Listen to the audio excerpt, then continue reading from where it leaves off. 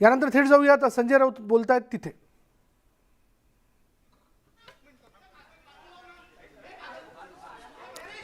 आणि आता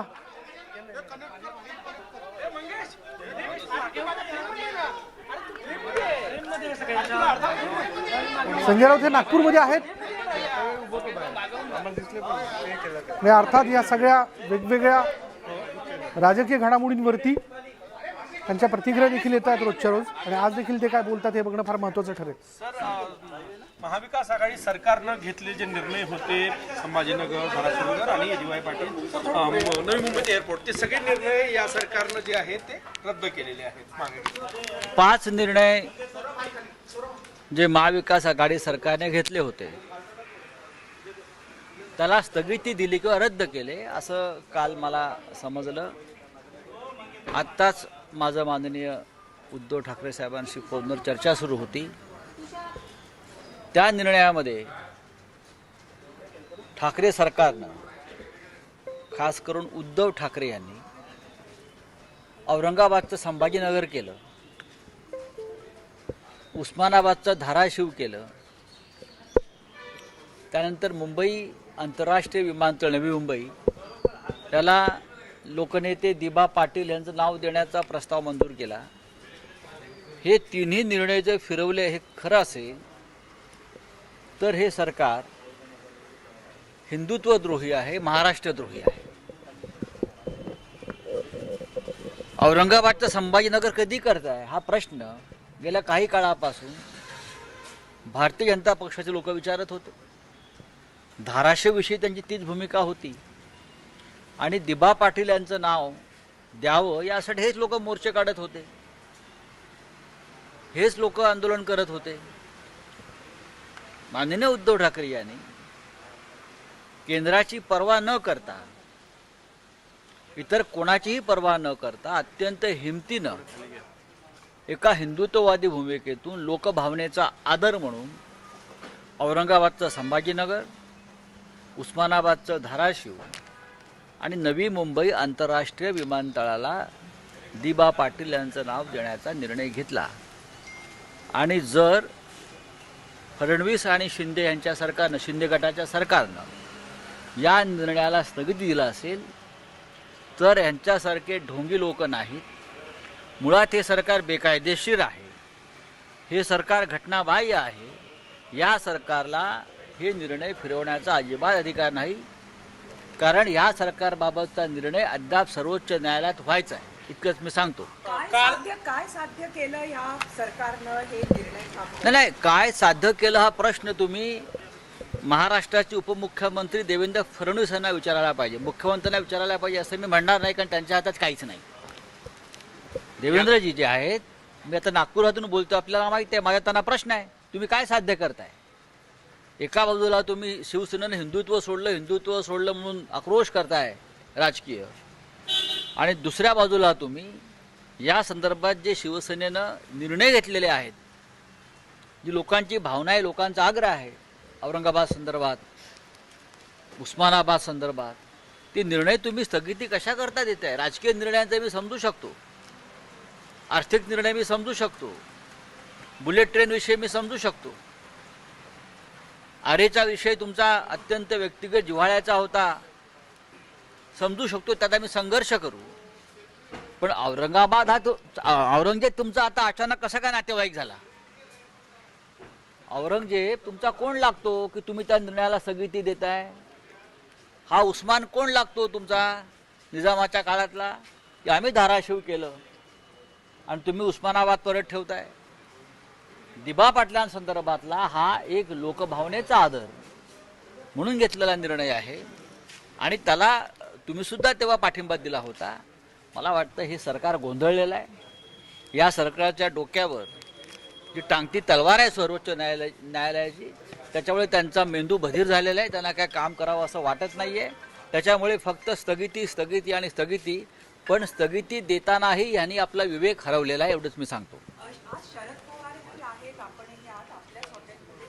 हो हो, तुम्ही असं बातमी देऊ शकता की आम्ही ठरवून एका हॉटेलमध्ये राहिलो. भेटणार आहात?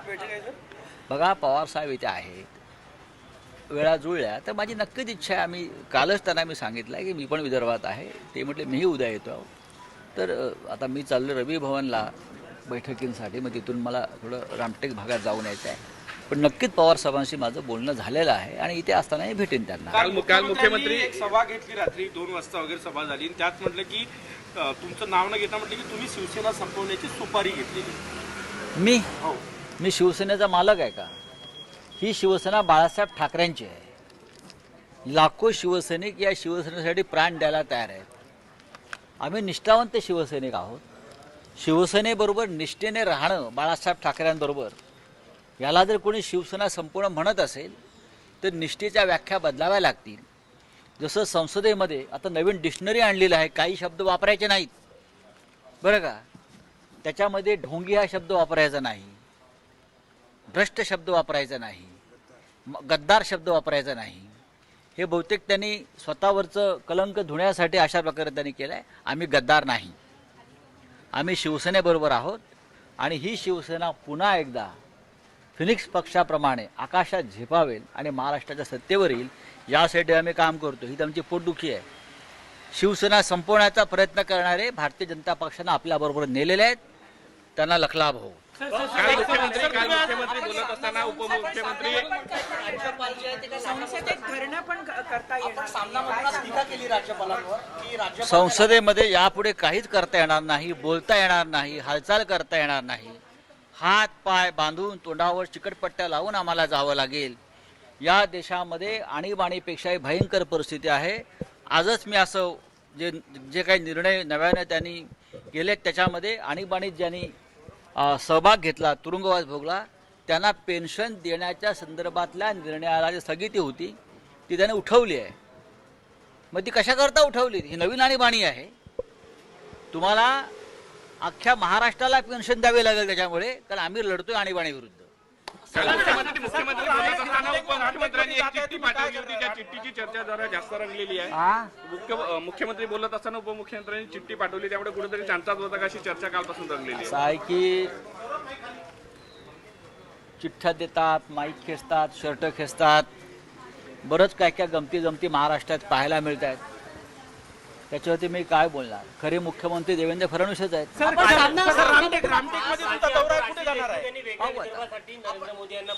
कोणी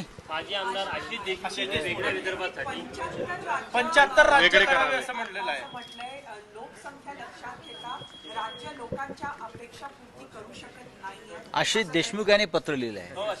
त्यांची ती जुनीच भूमिका आहे, पण काँग्रेस पक्ष आमच्या बरोबर आहे. आपण सामनामधून आज राज्यपालांवर टीका केली की राज्यपाल काय लाटा मोजतायत का, अशा प्रकारे?